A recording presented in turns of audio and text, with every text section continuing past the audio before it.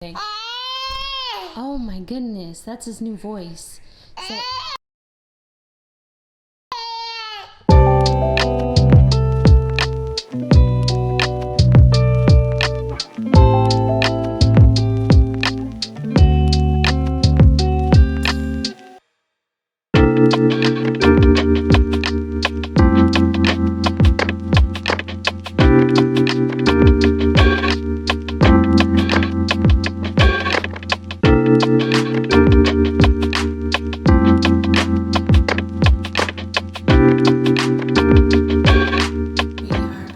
breakfast.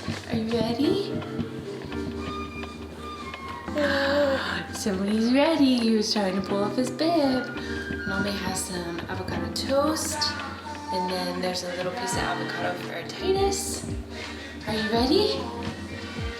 All right, let's get ready to go. Trying to, expose him to different things. So while Mommy is eating her avocado toast, Titus is eating his avocado. Okay, say bye. Bye-bye.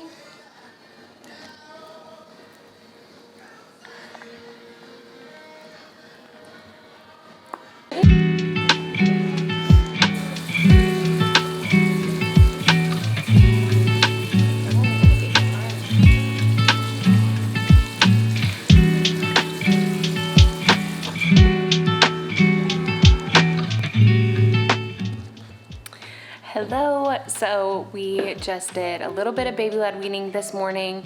We probably started it 2 weeks ago, so a little bit before he turned 6 months. He has been so interested for a long time in food.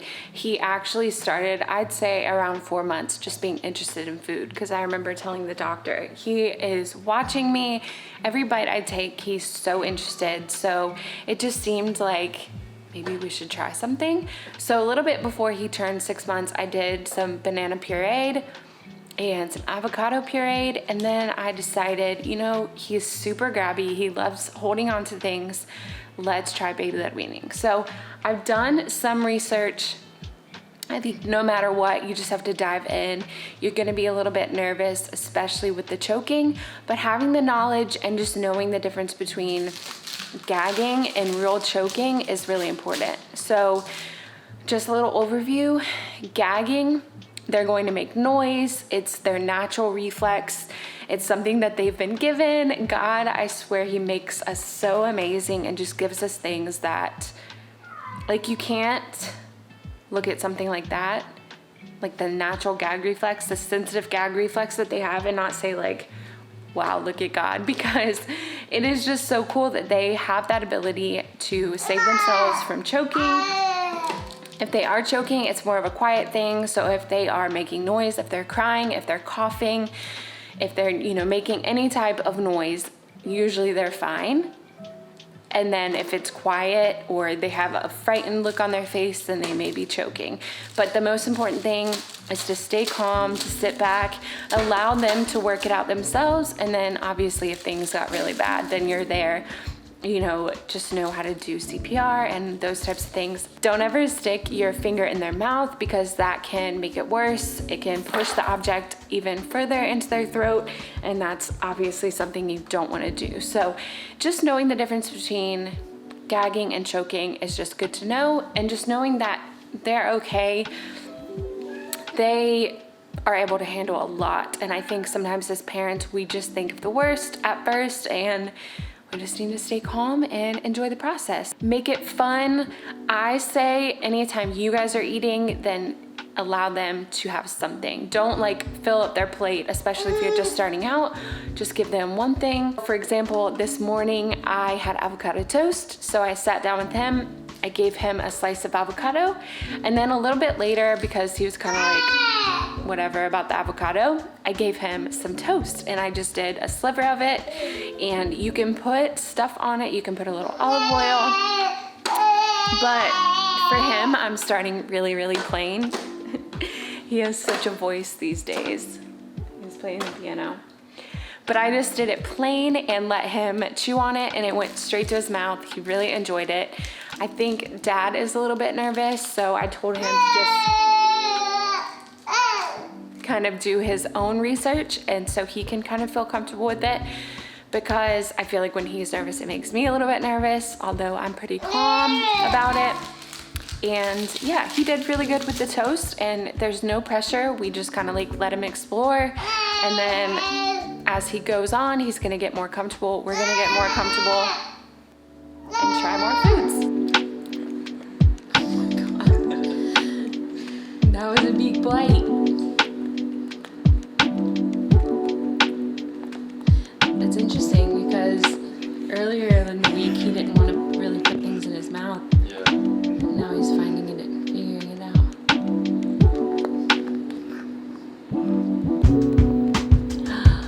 Wow. Good job, monkey. Are you having fun? Here. There's another one. Okay.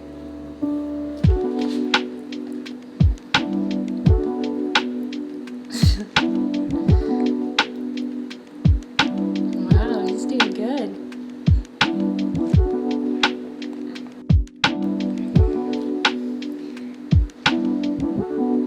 You like it?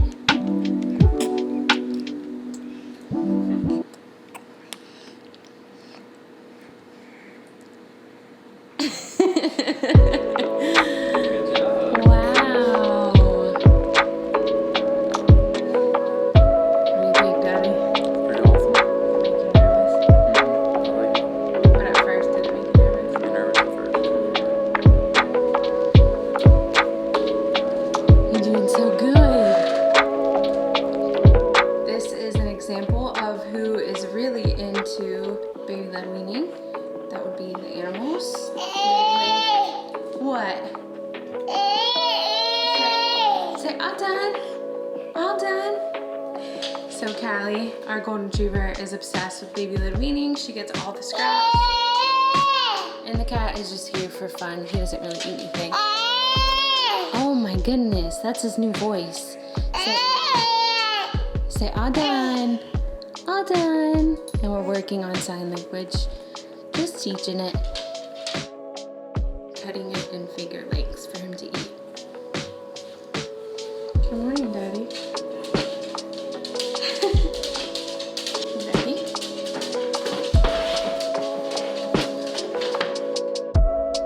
This will be fun to play with.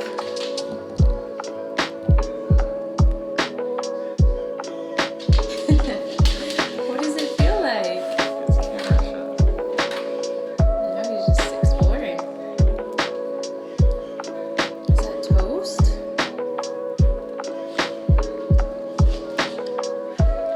Most of baby-led weaning in the beginning is just them exploring.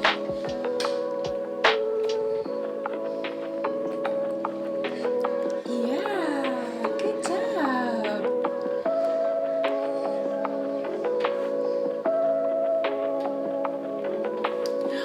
You like it? Eat toast.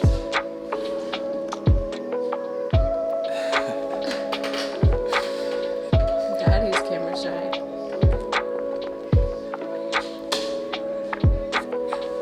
Is it getting soggy? What's the first thing you put directly into your mouth? Good. Is it good? Wow, this is your first taste of summer.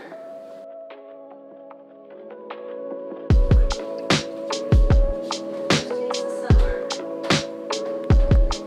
It's messy quick. It gets messy quick. Oh no, Oh, that's fine. they're so messy Is it yummy? He's squeezing it. It's juicy.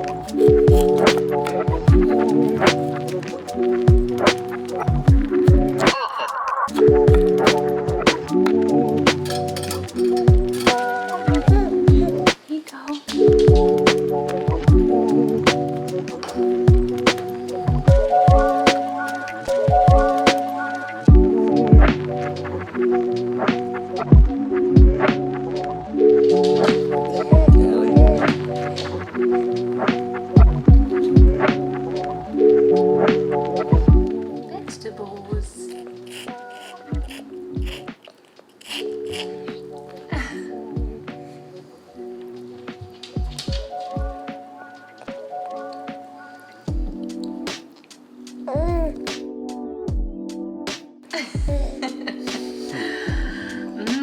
Broccoli.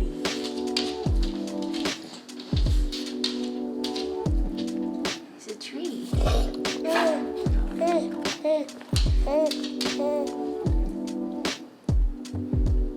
Going back for more.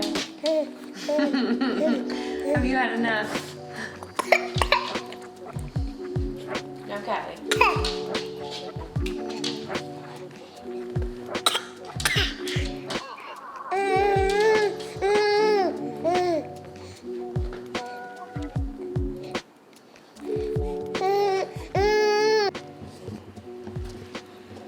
Okay, guys, I am sitting on the floor. There's the kitty cat. I just got out of the shower. Me and Titus are going to the pool here in a little bit when he wakes up. But I wanted to make sure I showed you guys our high chair situation, as well as the utensils that we use for baby-led weaning, which are minimal. You do not need much because remember, it's all about them feeding themselves. Basically just using their hands, maybe a few utensils, and then if you decide to do some purees, then you can help them as well. But I wanted to tell you about my high chair experience. So when making our registry, I looked at every high chair imaginable. There's probably more in the market now. Being easy to clean was my number one. That is like my number one in my house. I'll even take down my curtains from the wall and throw them in the wash. If it can't be washed, I don't want it. So I couldn't find anything I liked, but I remembered seeing videos of this one high chair and people's stories, and it's something that's just so sleek, simple, and affordable. So let me show you. So this is the high chair that we went with. It is from IKEA. It was $20. You guys, you cannot beat $20. So when you get it, it comes with the 4 legs, the base, the tray, the cushion, and it actually came with a cover, but it is being washed right now. I do sometimes use it without the cover. There is a company called Yeah Baby Goods where I get all of the accessories. These little rubber bands just keep it in place. The one on the top keeps it from being kicked up, which he doesn't do. But this came from them. They also have a few different materials. This material is bamboo. I think it was the only one that was available when I ordered, but I absolutely love it. The other ones were, I think, like a maple, and then I can't remember the other material. So that is awesome. It helps keep them upright and just keep them in a good position to be able to eat. The next accessory that I got is this mat, which you can take it off and wash it, which is super nice. I mean, you can also just use the tray underneath, but this is nice and just gives it a little bit of style. They have a ton of colors. I liked black, but I may get some other colors because it's nice to have different options. Then I got a slip cover from them as well. So you get one with your high chair, I believe. I'm not sure if they still do that, but I got one from Yeah Baby Goods because they have a ton of such cute prints. They are a family-owned business and they're always releasing new prints, and you can follow them along on Instagram. So I love, love, love what they have. They also have the covers, like they're like peel and stick covers for the legs. So that's really cool. You can make them black, you can make them gold. So that's nice because it just dresses up this really simple high chair. But I love this high chair because it's easy. You can just pop off the legs with that button and it comes apart in like no time. So it's easy to take wherever you want to go. Now for the accessories. These are the only things that we use, and then add a bowl from our cupboard. I don't use any kid bowls quite yet. I might order something that can stick to here, but for now we just put it on the tray and it works fine, or just use a bowl that we have. It's not really necessary to buy a bunch of things. This is the only bib that we have. It's a silicone bib. It is from the brand Mushy, so I will link that down below. I got it from Amazon and it has little cars on it. It's so cute. The next utensils are, I can't even remember the brand. I would say it's like Numu or something. I'll link them down below. Got these off Amazon. I heard these are good for helping them learn how to feed themselves. So this one has raised texture right here. That is the first stage, I believe, and then you go to this one. But you can look that up. I did all my research, but I honestly don't really remember what these are for, except for just getting them used to feeding themselves. But these are from Amazon. And then these are just some simple Dr. Brown's spoons. They do change colors at the top. They like check the temperature. So like if it's too hot, they will turn a different color up there, which is really neat. But these are just super nice and they just rest like that. Titus loves to hold these and chew on them at the same time, so that's always fun. But that is all we use for utensils. Okay, you guys, now that you have seen the first full week of our baby-led weaning journey, it is now time for you to go on your own journey. I hope you were able to get something helpful from this video, whether you are moving forward with baby-led weaning, sticking to purees, or doing a little bit of both. It is all okay. It is what is best for you, your family, your baby, and what works best for you guys. So don't feel pressure. Don't feel like you have to do one or the other. It is up to you.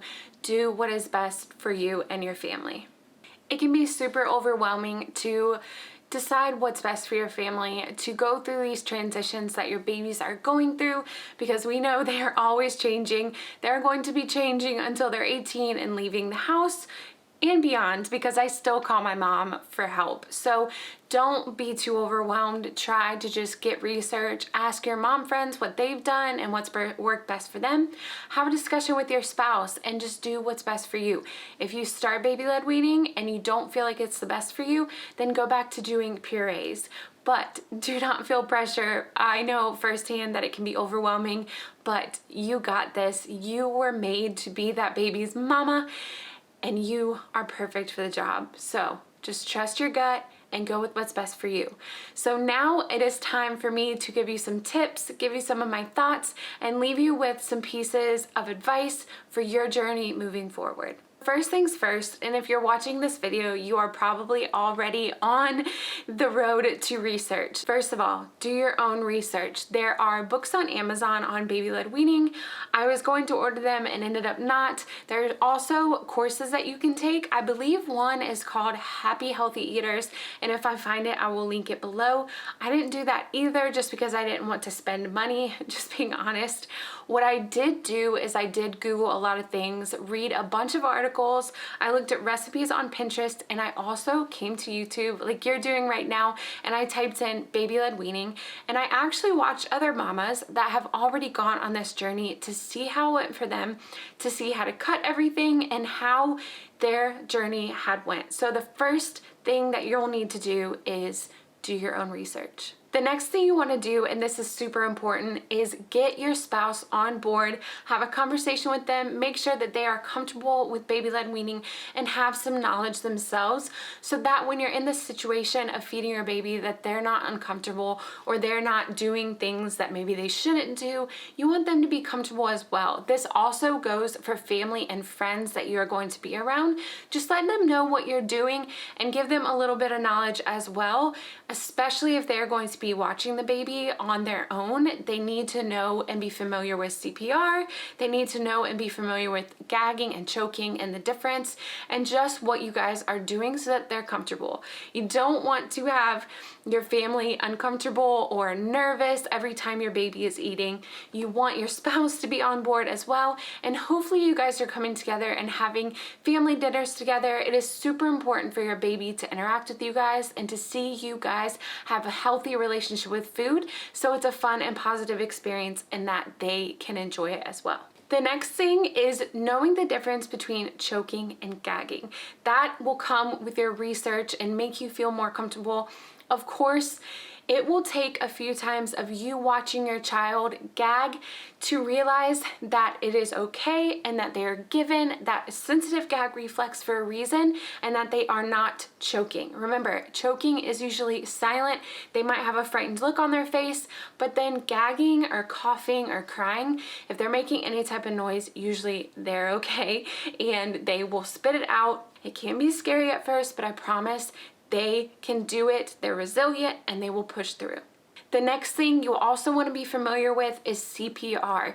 You want to know what to do. The CPR and Heimlich kind of go hand in hand when it comes to your baby actually choking. So you can get certified, you can go to classes, you can do online classes and watch videos so that you know what to do if and when something bad would happen. But God forbid, nothing happens and you guys have a safe and positive journey. Me and my husband have started to pray before we eat. I mean, we pray before we eat, but praying specifically that Titus doesn't choke and that he is safe through this baby-led weaning journey, because it's still new and it can be a little intimidating. And there's even some times now where we're watching him eating and we're both kind of like, okay, like, are you okay? You know, but he's always okay. And so we're just trusting God with this journey, and I hope you can too.